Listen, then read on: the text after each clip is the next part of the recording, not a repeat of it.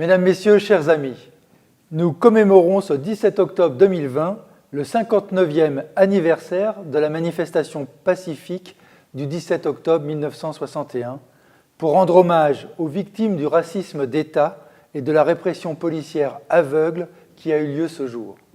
Cette cérémonie se fait traditionnellement sur la place du 17 octobre en présence d'Elsa Fossillon, députée des Hauts-de-Seine, M. Imed Selatnia, consul d'Algérie à Nanterre. Pour des raisons de sécurité sanitaire et en respectant l'arrêté de M. le préfet des Hauts-de-Seine, nous ne pouvons pas organiser cette cérémonie publiquement sur place. Mais nous tenons à ce devoir de mémoire, nous le faisons donc publiquement sur les réseaux sociaux. Le virus ne nous empêchera pas d'avoir ce devoir de mémoire.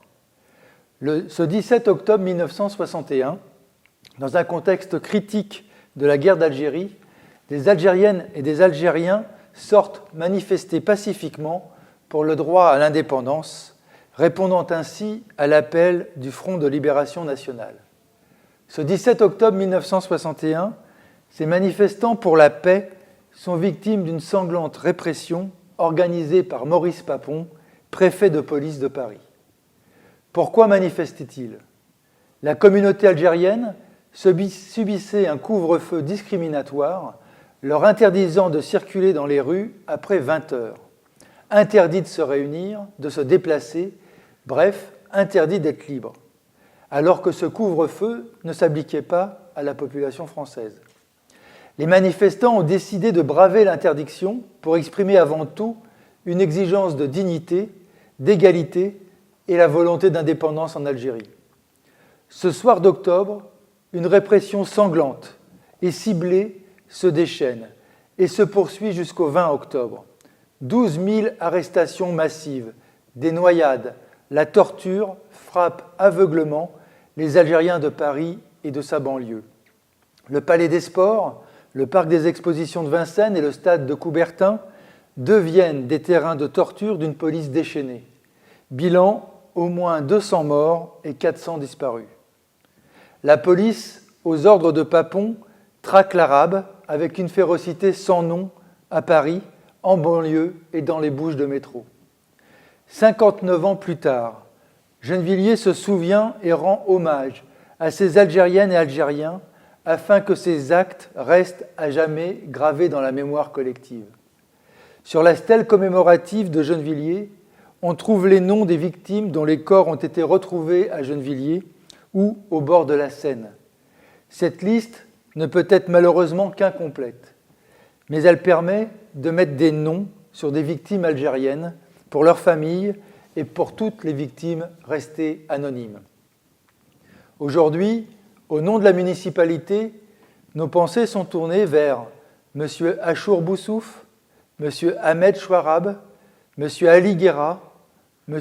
Hassen Rayal, M. Abdelghani Bakakra et toutes les victimes de cette répression organisée. La citation de ces noms a un certain écho sur certains des Gennevillois les plus anciens. Je pense à mes amis Saad Absi, M. Bourouba et M. Jadli. Ce sont vos frères de combat, des camarades que vous n'oublierez jamais. Pour leurs familles, leurs proches et leurs amis, je tiens à exprimer en mon nom et celui de l'équipe municipale notre profond respect. Il y a quelques années, la municipalité, sous l'impulsion de Jacques Bourgoin, avait décidé d'ériger cette stèle commémorative pour rappeler combien il était important de mettre à la lumière notre histoire coloniale pour mieux construire un monde de paix entre les peuples. Il est nécessaire aujourd'hui que la France reconnaisse sa responsabilité dans les guerres coloniales qu'elle a menées, en particulier la guerre d'Algérie, tout comme ce crime que constitue le 17 octobre 1961 et qui n'est toujours pas reconnu. À Gennevilliers, nous avons perdu des hommes de valeur qui sont sortis manifester dans leur dignité, pour la dignité et pour la liberté de leur pays. Nous rendons ce soir hommage à leur courage et à leur combat. Depuis son indépendance, l'Algérie a commencé également ce travail de mémoire pour aussi trouver les chemins de la réconciliation. Il n'est ni facile de réparer, ni facile de pardonner. Mais le travail de mémoire participe de cette réconciliation. Le travail sur la mémoire que nous perpétuons à Gennevilliers est une contribution modeste pour assumer le passé et pour mieux le dépasser. c'est aussi une reconnaissance de nos concitoyens dans une perspective de vivre ensemble et de respect de l'identité de chacun, d'affirmer que nous sommes tous des enfants de la République à égalité de droits, quelles que soient nos origines. Alors, n'oublions jamais, je vous remercie de votre attention. Je vais aussi maintenant vous présenter le déroulé de la commémoration virtuelle que vous retrouvez sur les réseaux sociaux dans la foulée de ce petit film. Le film de Yasmina Hadi, Ici on noie les Algériens, et un entretien de Jean-Luc Enaudi, journaliste et témoin de l'époque, qui sera suivi par un fonds de documents et d'articles pour adultes et enfants pour approfondir la question du 17 octobre et de la guerre d'Algérie. Bon visionnage. من الاكتوبيس ونزرا شون ديريكسيون اناوي لغا شو بنير كلي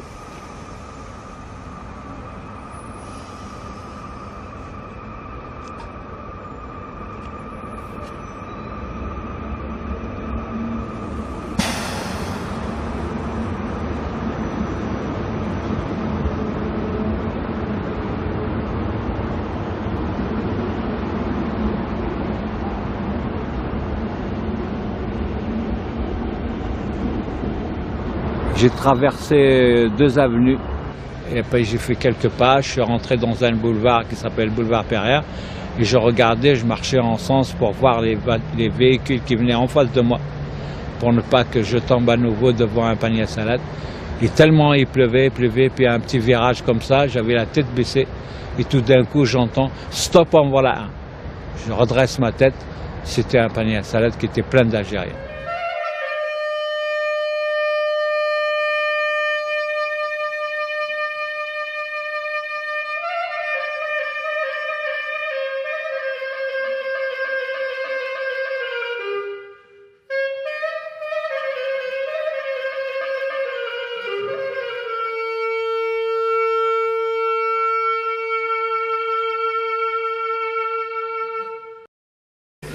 Le préfet Maurice Papon avait porté plainte contre vous pour un article publié dans Le Monde. Vous avez gagné, c'était une plainte en diffamation, vous avez gagné le procès. Est-ce que c'est une avancée? Est-ce que pour vous ce procès a été une avancée dans la connaissance du massacre, de la répression de la journée du 17 octobre 1961? Alors, l'ex-préfet de police de Paris du département de la Seine, Maurice Papon, m'a intenté un procès en diffamation à la suite d'un article que j'avais écrit et qui était paru dans le journal Le Monde, en réponse à un rapport rendu par le conseiller d'État Mandelkern au ministre de l'Intérieur, rapport vis-à-vis duquel j'étais plutôt critique. Et en conclusion de cet article, j'écrivais que, en l'état actuel des choses, je persiste et signe. En octobre 1961, il y eut à Paris un massacre perpétré par des forces de police agissant sous les ordres de Maurice Papon.